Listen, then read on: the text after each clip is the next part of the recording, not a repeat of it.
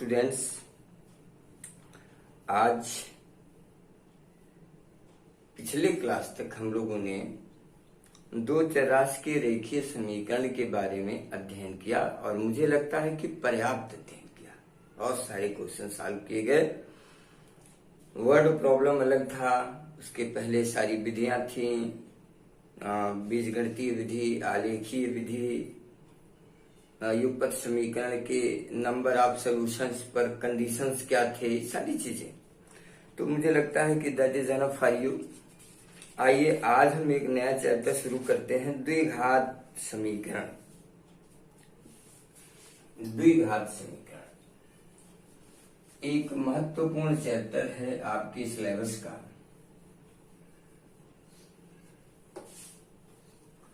और आप देखें,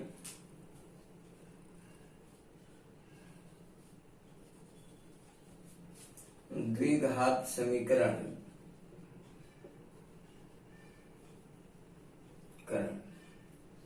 बच्चों, आपने क्लास 9th में पढ़ा होगा बहुपद और बहुपद के प्रकार।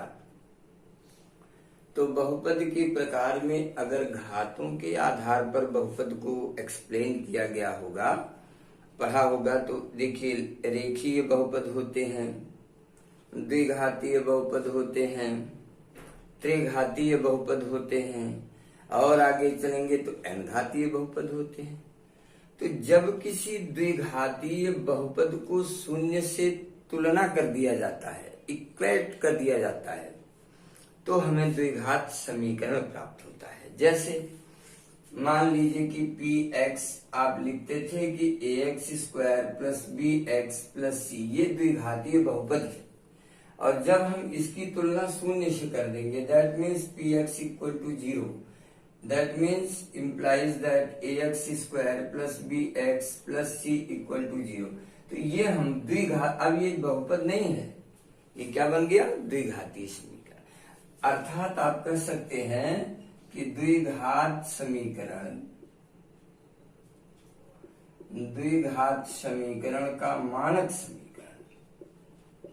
समीकरण है ax² plus bx plus c बराबर 0। ये द्विघात का मानक समीकरण स्टैंडर्ड है। a क्या है? x² का गुणांक, b क्या है? x का गुणांक और c क्या है? अचर पद। इस प्रकार द्विघात समीकरण का मानक समीकरण 3 पदों से मिलकर बनता है। एक x² का पद, एक x का पद और एक अचर पद।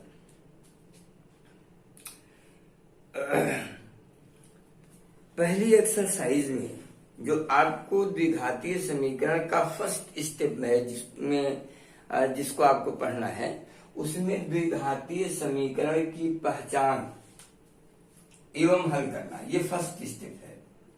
फर्स्ट स्टेप क्या है? द्विघातीय समीकरण की पहचान एवं हल करना। तो बच्चों, पहचान के लिए मान लीजिए एक्सरसाइज आपकी मिले और उसमें ऐसे दिया जाता है, एक विकृत रूप में संबंध समीकरण पूछा जाता है, क्या ये द्विघातीय है? तो आप उसको सरल करके, आप पक्षांतर करके, गुणा करके, जैसी स्थिति हो, आप उस समीकरण को मानक स्वरूप के अनुसार लाइए और फिर देखिए कि क्या वह x के 2 घात के रूप में है। अगर है तो द्विघातीय है और नहीं है तो नहीं है। कभी कभी कट जाता है, नहीं मिलता, तो बिना सिंप्लीफाई किए, सरल किए, you are not able to give the answer of this question. तो आप पहले उसको सरल करिए, मानक समीकरण में लाइए, फिर अपने मानक समीकरण से तुलना करके बताइए। दूसरी चीज हल करना। तो द्विघातीय समीकरण को हल करने की 2 विधियां हैं। विधि नंबर 1 गुणनखंड विधि, और दूसरी है सूत्र विधि। ये 2 विधियां हल करने की हैं। गुणनखंड विधि क्या है? गुणनखंड करने का अभ्यास कार्य आपने बहुत अच्छी तरह 9th में सीखा है। तमाम प्रकार के बहुपद और बहुन बहुपदों का गुणनखंड करना। यहाँ पर गुणनखंड करने की विधि आपको नहीं बताई जाएगी, बल्कि सीधे गुणनखंड करके हल करना सिखाया जाएगा। अब सूत्र द्वारा हल करना, तो वह सूत्र क्या है, पहले मैं वह सूत्र प्राप्त कर देता हूं, फिर आगे आइए काम करते हैं। द्विघातीय समीकरण का वह कौन सा जिसको हम श्रीधराचार्य सूत्र बोलते हैं। देखो बच्चों, ax square plus B X plus C equal to 0।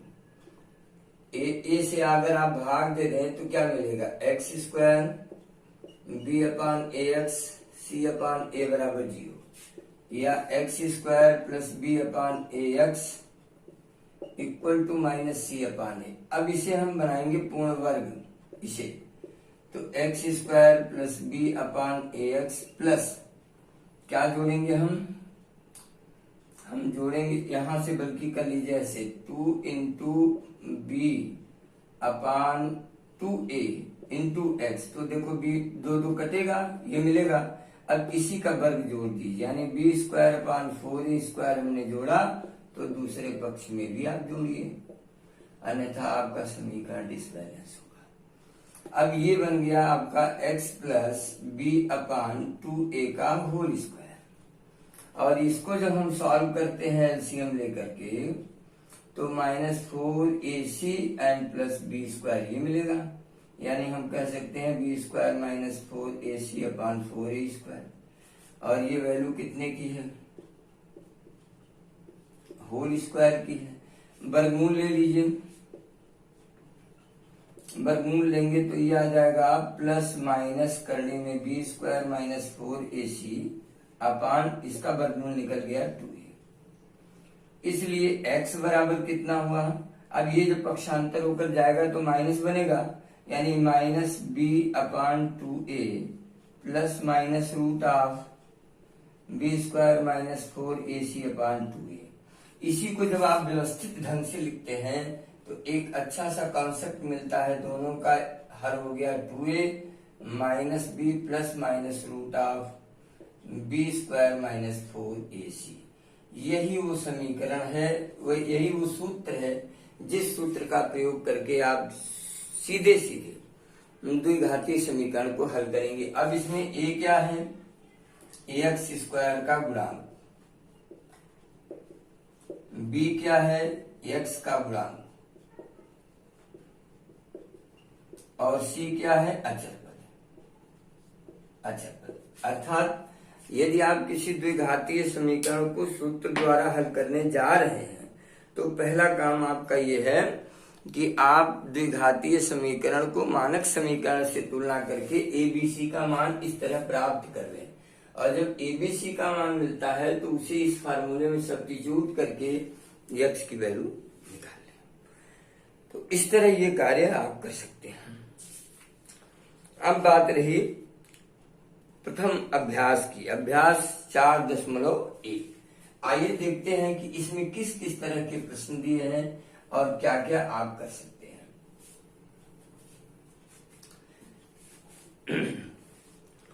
पहला सवाल है, निम्नलिखित समीकरणों को गुणनखंड विधि से हल करिए।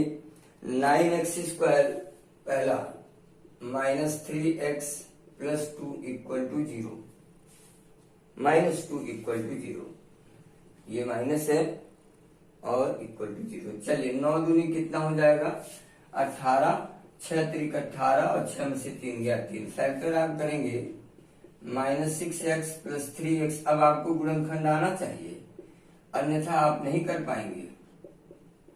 +1 3x minus 2 and 3x minus 2 in one bracket, 3x plus 1 in the other bracket.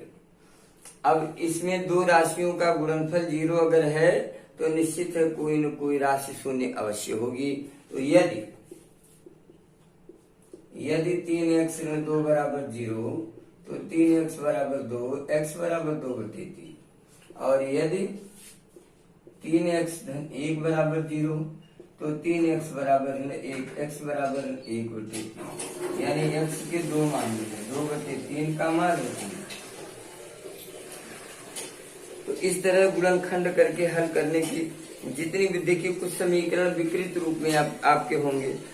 जैसे प्रश्न नंबर 2 दिया है तो पहले आप इसको एलसीएम लीजिए, पहले सरल कीजिए, सरल करके द्विघातीय समीकरण बनाइए, फिर हल करिए। बहुत सारे ऐसे देखिए तमाम क्वेश्चन, बहुत एक तरह से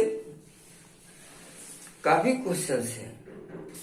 पूर्ण वर्ग बना के हल करना, फिर द्विघात सूत्र का प्रयोग करके हल करना, फिर विविध प्रश्न है, बहुत सारे क्वेश्चन हैं। तो आइए क्वेश्चन मैं और कर देता हूँ, फिर आप करिए, करके हमको बताइए कि आप क्या कर पाते हैं और क्या नहीं कर पाते हैं, फिर हम बताएं। जैसे दूसरा आइए 2x upon x minus 2, sorry x minus 3 plus 1 upon 2x plus 3, 2x plus 3 plus 3x plus 9 upon x minus 3 and 2x plus 3 equal to 0। x अब दिखने में ही नहीं लग रहा कि द्विघात समीकरण है। पहले आप इसको सरल करिए, सिंप्लीफाई करिए। एलसीएम लीजिए सबका, LCM x minus 3 2x plus 3, ये एलसीएम हो गया। भाग देंगे इससे तो ये कट के ये बचेगा, मतलब 2x गुणे 2x धन 3। इससे भाग देंगे कटेगा x माइनस 3, ये दोनों कट जाएगा, धन 3x 9 बराबर 0। अब इसका तिर्यक गुणा कर देंगे और यहाँ इसका गुणा करेंगे तो 4x स्क्वायर 6x धन x ऋण 3x बराबर 0 हो गया। आप इसको जोड़ घटा लें तो 6 और 3 9, 9 1 10x और 9 में से 3 गया 6 बराबर 0। 2 से भाग दे दीजिए तो 2x स्क्वायर धन 5x धन 3 बराबर 0। अब देखिए बताइए द्विघात बना कि नहीं बना। अब इसको फैक्टराइज करिए, 3 दूनी 6 और 3 2 5, मतलब 2x धन 3x धन 3 बराबर 0। तो 2x कॉमन x धन 1 और 3 कॉमन x धन 1, x धन 1 और 2x धन 3 बराबर 0। तो यदि x धन 1 0 तो x बराबर 1 और यदि 2x धन 3 0 तो x बराबर पक्षांतर करने पर यह आ जाएगा, यानी x का जो सोल्यूशन ऑफ सेट है वो -3/2 ये मिला। तो इस तरह बच्चों मैं होमवर्क आपको देता हूं क्वेश्चन नंबर 1 से क्वेश्चन नंबर 5 तक। 5 में कुल 7 पार्ट हैं, केवल क्वेश्चन नंबर 5 में 7 पार्ट हैं और 2 क्वेश्चन मैंने किए हैं। सारे क्वेश्चंस को इसी तरह सिंप्लीफाई करके फैक्टराइज करने का आप प्रयास करिए, कोशिश करिए, फिर आगे जो भी नहीं आएगा हम बताएंगे। अब आज मैंने प्रारंभ किया द्विघात समीकरण का कॉन्सेप्ट क्या है, मानक समीकरण क्या है, हल करने की विधियां क्या है, सूत्र क्या है, और स्टार्ट किया। आगे अगली क्लास में। Thank you.